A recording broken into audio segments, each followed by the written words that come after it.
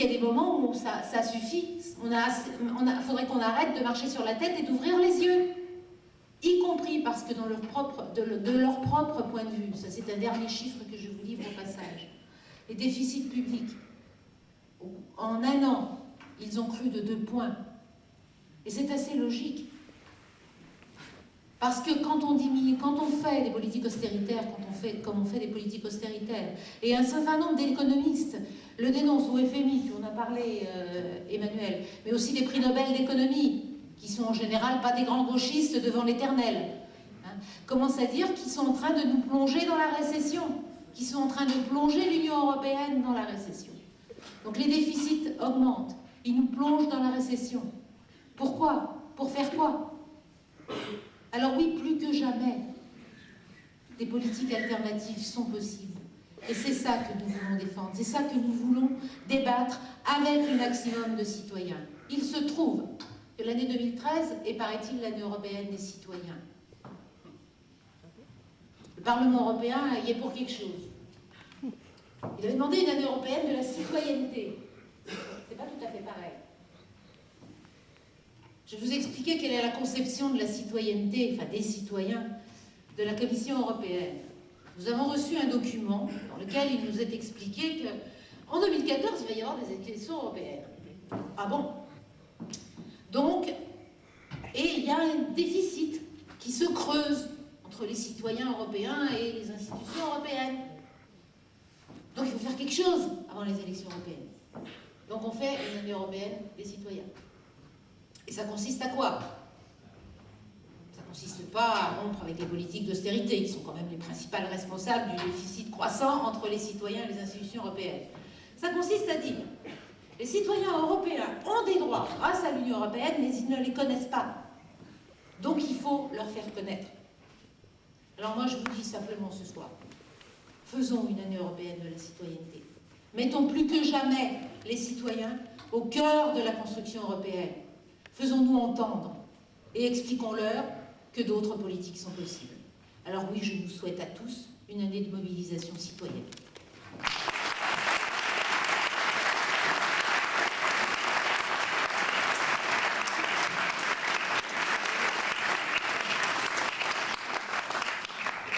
Merci Marie-Christine. Alors j'enregistre. Je ne veux pas te contrarier, effectivement, toujours Bruxelles. Mais on va revenir à Paris, alors là, maintenant. Hein, et aux responsabilités de Paris en la matière. Responsabilité politique. Ah, tout à fait. C'est bien de cela dont je parlais, c'est pour ça qu'on est réunis ce soir. Aux responsabilités politiques, et de Paris notamment, en la matière, ne serait-ce que pour évoquer, mais je pense que cela va être fait, ne serait-ce que pour être évoqué avant le 6 mai.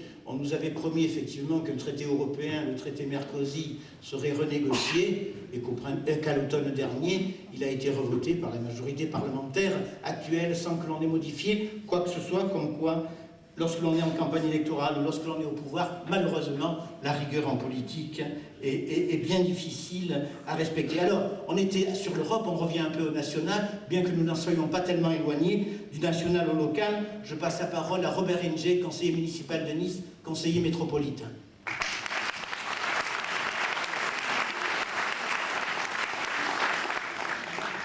Bonsoir à toutes, à tous. Avant toute chose, je tiens moi aussi à vous présenter mes meilleurs vœux pour l'année 2013. Des vœux de santé, et les choses seront plus faciles pour chacun d'entre nous quand la santé redeviendra un bien commun et non une source de profit pour le privé. Des vœux de prospérité, et cela d'autant plus que notre pays, comme la planète, n'a jamais été aussi riche, mais la prospérité, nous la souhaitons pour tout le peuple et non pas une minorité. Des vœux pour l'avenir de nos enfants et petits-enfants, un avenir qui passe par une école de qualité et de véritables emplois. Des vœux de bonheur tout simplement. Nous souhaitons une société où la peur du lendemain, la peur du chômage, la peur d'être expulsé de son logement, la peur de plonger dans la précarité, ces peurs qui frappent des millions d'hommes, de femmes et d'enfants disparaissent. En ce début de 2013, on constate avec force combien il est toujours aussi indispensable de changer la donne pour que nos vœux se concrétisent. L'année qui s'ouvre sera de ce point de vue déterminante. Mais avant d'en venir là, un petit détour sur l'année 2012. En 2012, nous avions un premier objectif, débarrasser notre pays de Sarkozy. Cet objectif a été atteint. Et le Front de gauche y a grandement contribué, avec les 4 millions de voix qui ont voté pour son candidat commun Jean-Luc Mélenchon, qui a mené une belle campagne et qui, au premier tour, en réalisant 4 millions de voix, permet à la gauche de l'emporter et de battre Nicolas Sarkozy le 6 mai. Nous nous sommes débarrassés de Sarkozy, mais cela n'a pas changé grand-chose dans notre quotidien, en particulier dans les Alpes-Maritimes et dans cette ville de Nice. L'omniprésence de l'UMP dans ce département, c'est vraiment la double peine. Nous subissons la crise capitaliste et le mauvais choix du gouvernement, j'y reviendrai, mais en plus, nous subissons les orientations inégalitaires des Estrosi, Ciotti et autres tabaros. Monsieur Estrosi, le monsieur, j'ai 10 projets à la minute et un déficit monstrueux à l'arrivée. L'homme qui ne recule devant rien pour exister dans les médias. Dernier exemple en date, sa pétition pour demander au Premier ministre d'instaurer en France le fameux Small Business Act américain qui permet de réserver aux petites entreprises d'un territoire une part des marchés publics. Christian Estrosi, comme à son habitude, prend des libertés avec les faits. Il faut dire que cette disposition existe déjà dans la loi française depuis 2008. Et hormis une mesure très limitée sur les très hautes technologies prise en 2009, aucun décret de mise en œuvre n'a été pris pour rendre ce dispositif opérationnel, y compris entre juin 2009 et novembre 2010, quand le ministre de l'Industrie était un certain Christian Estrosi. Autre oubli de celui-ci, pour que cette mesure devienne réellement contraignante et pas seulement un vœu pieux, il faudrait tordre les règles de la concurrence libre et non faussée des traités européens. Des traités soutenus par le même Christian Estrosi et Jean-Marc Ayrault, entre autres. Nous retrouvons là toute la démagogie de Christian Estrosi, qui à Paris tient un discours et quand il est à Nice tient un autre discours. À l'image de la vallée du Var, qu'il bétonne totalement et qui tente de nous présenter comme le summum de l'écologie, son éco-vallée, Christian Estrosi n'a pas son pareil pour tenter de nous faire prendre des serpillères pour des tapis persans.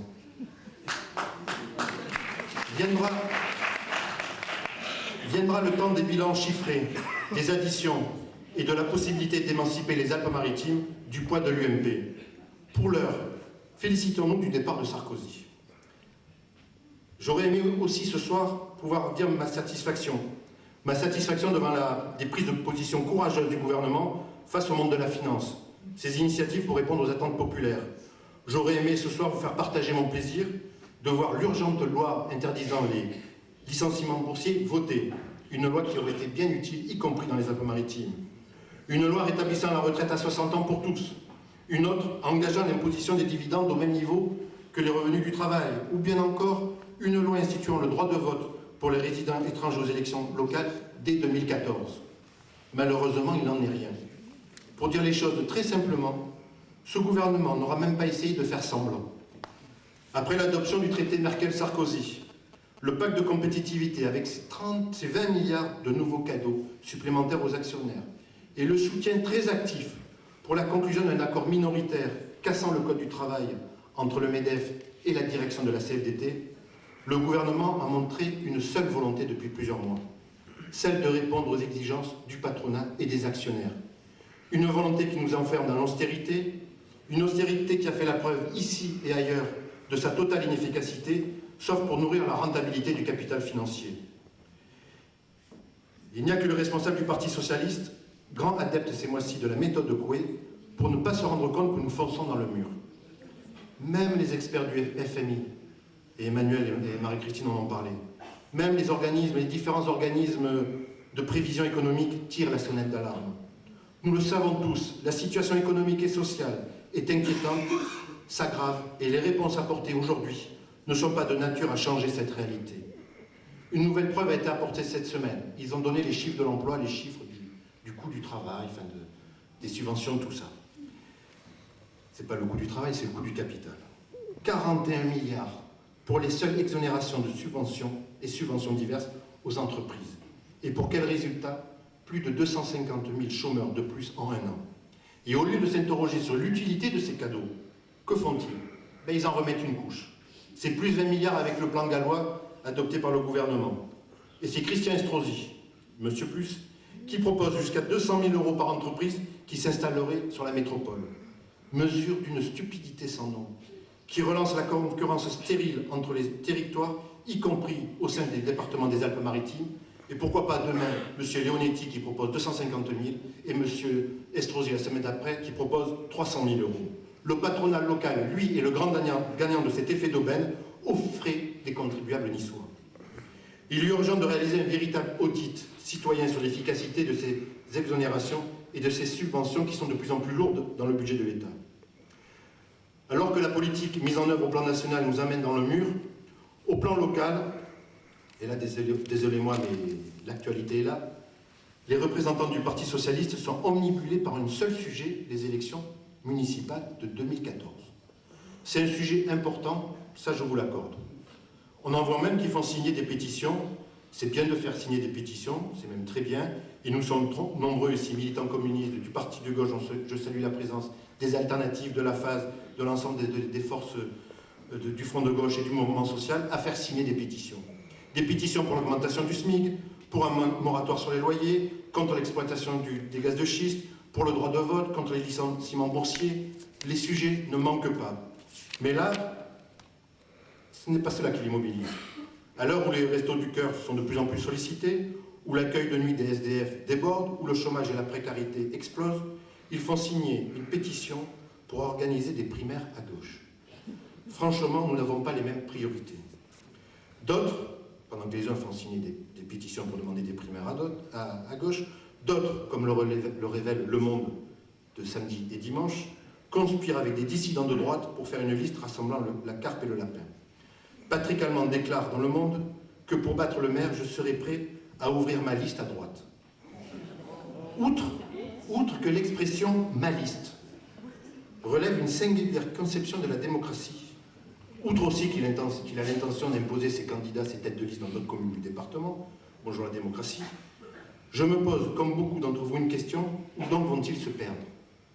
Croit-on que l'on va faire reculer la droite et l'extrême droite et ses idées en votant à Paris des lois qui vont contre l'intérêt des travailleurs et en s'acoquinant ici avec quelques âmes perdues de droite, baptisées pour l'occasion dissidentes? Croyons-nous que l'on va mettre un terme à la politique de Christian Estrosi en étant préoccupé seulement par les égos des uns et des autres? Dans cette ville, les égos ont coûté cher et coûtent cher. Ils coûtent cher aux contribuables, puisque les médecins Perra et aujourd'hui Estrosi veulent laisser une empreinte définitive dans cette ville.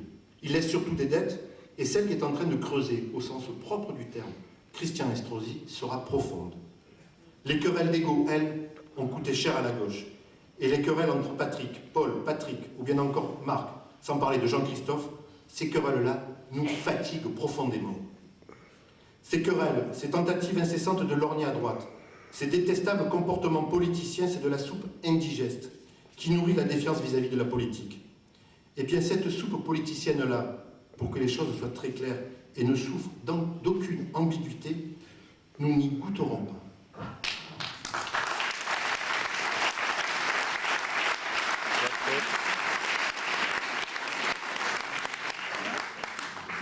Une seule chose nous préoccupe, c'est la mise en œuvre de mesures pour répondre à l'attente du plus grand nombre. Attente en termes de pouvoir d'achat et d'emploi, attente en termes de logement, attente en termes de services publics, pour donner à voir de ce qu'il est possible à faire, pour faire un état des lieux, pointer les attentes, construire des réponses, engager des actions. Nous prenons avec Jacques, Emmanuel et Marie-Christine une initiative forte. Nous allons engager localement, dans les 3 mois à venir, 100 initiatives publiques. 100 initiatives publiques pour engager la discussion sur vos priorités pour Nice, pour la France et pour une réorientation de la construction européenne. 100 initiatives pour enrichir nos propositions, pour prendre des initiatives d'action concrètes comme sur le logement, l'emploi ou la santé. 100 initiatives articulées avec la campagne nationale du Front de gauche pour faire la démonstration que l'alternative à l'austérité, c'est possible. D'autres choix sont possibles. La planète, je le disais tout à l'heure, n'a jamais été aussi riche. Mais soyons aussi très lucides. Ce gouvernement pour les questions nationales, Estrosi sur les questions locales, ne lâcheront rien si on ne les y oblige pas. Aussi ce soir, nous lançons un appel à toutes les femmes, à tous les hommes qui refusent le chantage patronal, qui veulent donner la priorité absolue à l'humain. À toutes les femmes, à tous les hommes, de gauche, socialistes, écologistes, progressistes, qui ne se retrouvent pas dans la politique du gouvernement. À toutes les femmes, à tous les hommes qui en ont marre de voir parader dans notre ville, dans notre département, les Estrosi, Ciotti, Perra et tous leurs rejetons. À toutes les femmes et tous les hommes qui veulent s'impliquer au plan local, et construire ensemble de l'action publique, s'engager pour le redressement économique et écologique, aller vers des avancées sociales, démocratiques et humaines. Avec, à vous toutes et à vous tous, un seul message. Prenez toute votre place pour imposer d'autres choix, prenez le pouvoir. Un dénominateur commun nous rassemble, le refus de l'austérité imposée au plus grand nombre, le développement des services publics, le soutien à toutes celles et ceux qui sont victimes de la crise. C'est maintenant à nous, à vous, de vous faire entendre. Très concrètement, et en rupture avec les démarches politiciennes, dans chaque quartier de cette ville, dans chaque commune de ce département, je vous invite à participer ou à mettre en place, quand elles n'existent pas, des assemblées citoyennes du Front de gauche. Avec les partenaires du Front de gauche, les militants communistes, ceux du Parti de gauche, de la gauche unitaire, de la phase, des alternatives et de bien d'autres, avec des citoyens impliqués dans le mouvement social et associatif, et je salue leur présence ce soir, je vous invite à vous retrouver pour débattre, pour décider et pour agir. Je vous invite au fil des mois à prendre ensemble des initiatives et les décisions utiles pour aussi bien les municipales de 2014 que les européennes qui vont suivre. Les élus que nous sommes, Emmanuel, Marie-Christine, Jacques et moi-même, nous serons avec vous à l'initiative pour construire l'alternative nécessaire. Chers amis, à Nice, dans notre département comme partout en France, nous voulons redonner du sens aux valeurs de gauche, à la solidarité, au progrès social, à la coopération. Nous voulons redonner du sens aux valeurs de la République, liberté, égalité, fraternité.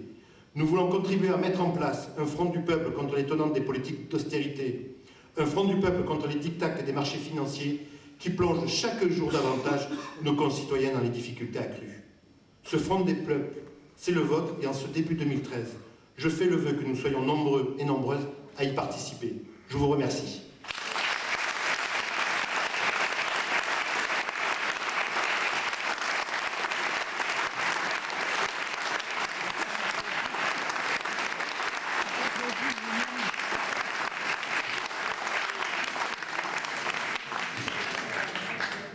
Merci à vous tous. Je pense que ce soir, entre Emmanuel, Marie-Christine, Robert, il y a eu matière à prolonger ce qui a été évoqué ici à cette tribune. Il y a matière à concrétiser ce que j'appelais au tout début de notre rencontre pour 2013, des vues de résistance, des vœux de combativité, des vœux de refus, des vœux de refus de la résignation, de refus de la fatalité, effectivement des vœux d'engagement, c'est indispensable.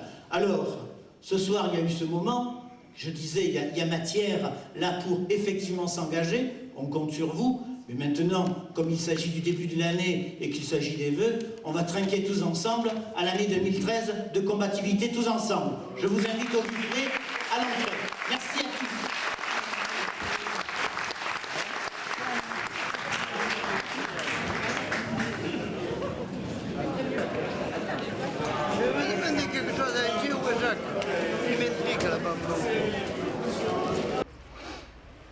Ben, je viens de sortir pour aller voir là, il n'y avait plus rien du tout, c'est déjà fini. Bon, je parlais à un mec, il m'a dit bon voilà, le mec il était sur le palier, quand il voulait le portable, bon bah il n'a pas voulu, 8 coups de couteau, voilà. Ça craint quand même. 9, bien oui, en direct de Téléternel, pour Télémotion. C'est pas Télévacances, c'est reporter en galère. Et nous voici en direct de Carrefour, Royan Librairie, 3e Humanité. Évidemment. Non, il n'y a plus sexe au Vatican. Oh, ça va être bien ça. Piste de Templier, voilà. Un testament de Templier.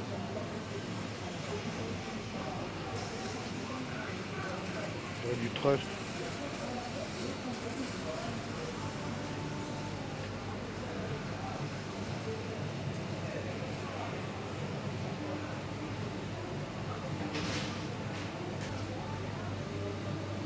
Alors lui, tiens, j'ai fait l'armée à 89-10, hein, attaché ministériel. Rocard, Mitterrand, c'était à l'époque. Ce gâchis quand j'ai vu une enveloppe de black, hein. J'étais attaché ministériel. Allez voir les enveloppes de black qu'il y avait partout.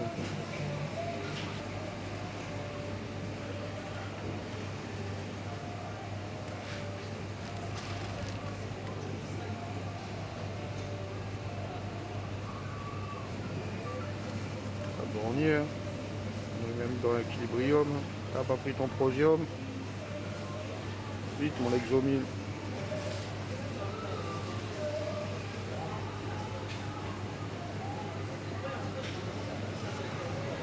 Bah lui je l'avais lu chevalier.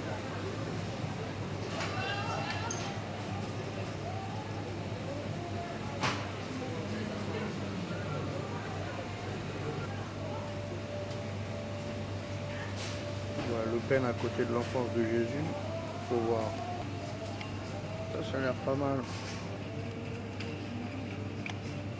Des 4000 médicaments utiles, inutiles, dangereux. L'industrie pharmaceutique, c'est une grosse merde. Évidemment, tout ça, c'est du luxe. Mon frère terroriste. Encore faut-il avoir le temps de tout lire.